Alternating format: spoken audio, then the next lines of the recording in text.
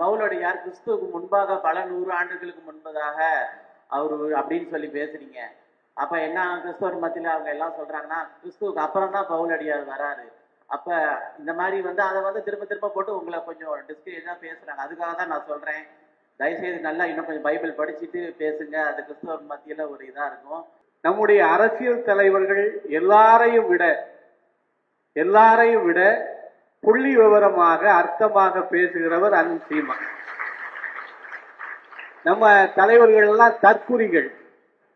இறைமகன் இயேசு மனிதம் பரப்பினாரா மதம் பரப்பினாரா? நான் கேட்கறதுக்கு எந்திரிச்சு. அப்புறம் நீங்க கிறிஸ்தவத்தை தோற்றுவித்தது யார்? வரலாறு யாருன்னு சொல்லு. இயேசு தோற்றுவித்தார் வாங்க. இயேசு தோற்றுவித்தார் கிறிஸ்துவத்தை. அதாவது இந்த இயேசு ஆண்டவர் இந்த உலகத்திலே கடவுளுடைய நற்செய்தியை அறிவிக்க வந்தார். ஆனால் அவருடைய சீடர்கள் தான் கிறிஸ்தவ மதம் என்பதை உருவாக்கினார்கள்.